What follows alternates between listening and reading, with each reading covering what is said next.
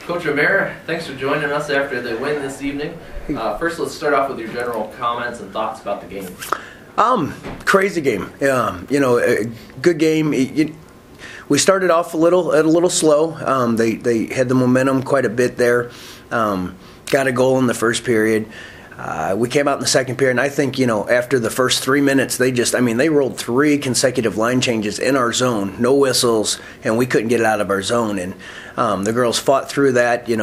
We addressed them in the locker room that, we faced adversity there, and we shut the door on it. So after that 3-minute span in the second period, I think we really played well the remainder of the game. We gave up a second goal, kind of a fluke goal. To get that one goal going into the second intermission was a big deal for us, for sure. I think you pointed them out, but there were a couple times that the momentum shifted. There was a 5-on-3 penalty kill in the first that you guys killed off, and then withstanding the pressure and against Robert Morris, and then the late power play goal. So talk about those. Yeah, the penalties in the first period. First we're down by 1, and we got down by 2. Fantastic penalty kill. First and foremost, Nick Hensley kept us in that game and gave us a chance to have those late heroics by a couple of the other girls. But Nick played just a fantastic game. But the penalty kill was great. I think our power play units were working really well.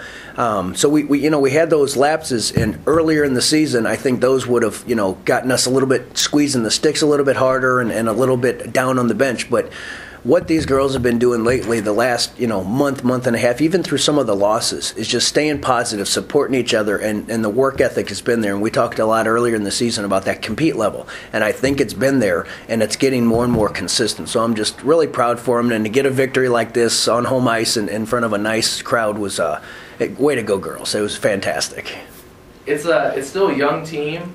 And you guys have played a really hard non-conference schedule. Does that help prepare the team for the stretch run of the conference?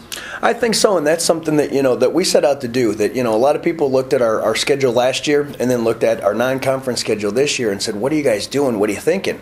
But what better way to prepare ourselves? Playing some of the best programs in the entire country and programs that have that history and tradition. And it's something that we said, it might not make sense to everybody, but we're doing it for a reason, and it's going to prepare us. And a little bit now, but so much more down the road that our non-conference games, we're going to keep trying to schedule the toughest opponents we can non-conference. And as far as the conference games, the team has been building a lot of wins together, some ties in between.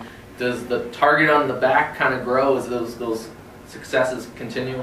I don't think so. It's one of those, we like the role of the underdog, and we still got a lot to prove and a lot of room for growth. I think the hockey gods were smiling on us tonight. We'll take it. But, we've got a lot of room, so we got to make sure that we're not satisfied, and we know that we've got a lot of hard work ahead of us. But, I think as we continue to do this and continue to get better, that we're, people are going to, start recognizing us as a hard-working team, and they have to show up and give us their A game, or we can, pull out some victories. Nicole Hensley and Alison Wickenheiser, thanks for joining us after the exciting win against Robert Morris here at home. First, let's just get your general thoughts about today's contest. Good. That was probably the craziest game we've played all year. We didn't lead once until Wick put it in on the penalty shot, but that doesn't really bother us anymore. We're okay with playing from behind, and we're the comeback kids right now. I thought it was a really, really, really great team battle. We killed a lot of great penalties, killed a really important 5-on-3. It was just a really great team win. Nicole, you made a bunch of key saves throughout the game, including some highlight reel saves late in the third period. I think there was a beautiful kick save, and then another amazing glove save, I think, to start overtime. So talk about some of the shots you were seeing tonight. My D did a great job making sure I could see the puck from the point. When I couldn't see it, they were jumping in front of pucks left and right. Our D blocked so many shots tonight, and so did the forwards going up top. So that makes my job really easy, and it was a great team effort in the D zone. Our defensive zone was great, and I was seeing the puck really well, so fortunately I made the saves.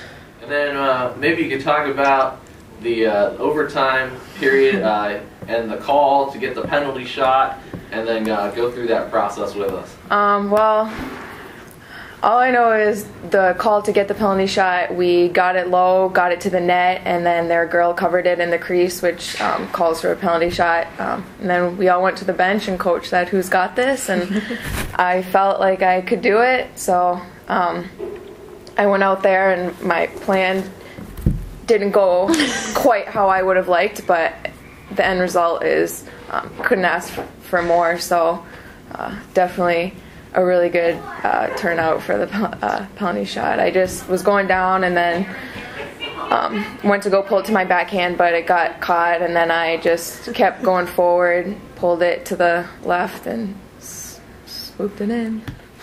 And Nicole, late in the season, your freshman year, does it help now that you're playing some of these teams for the second time to kind of know what they're bringing? Yeah, it kind of does.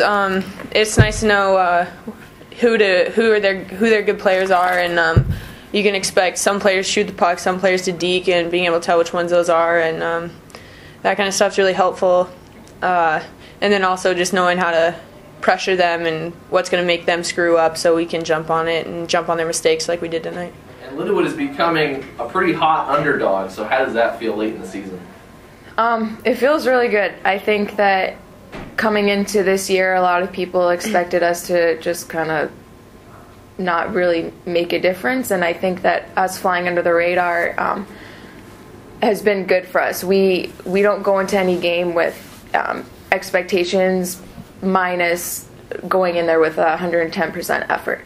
And all the players that we play, all the teams we play in the CHA are really, really good teams. And it just shows the character of our team from the beginning of the season to the end of the season, knowing that we battle literally until the last second of every game.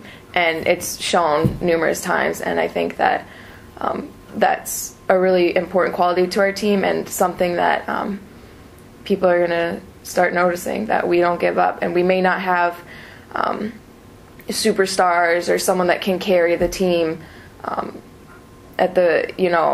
but we all come together. We all do the important things, blocking the shots, killing the penalties, making the saves that we have to make, and through that, it all just comes together.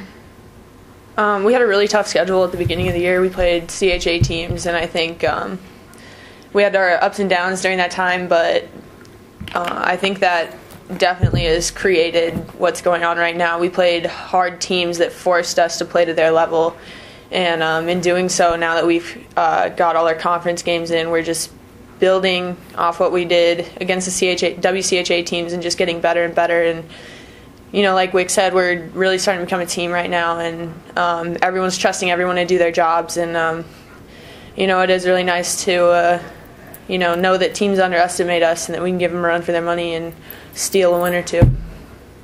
Well, thank you very much for joining us, ladies. Congratulations on the win, and have a good rest of the season. Thank you.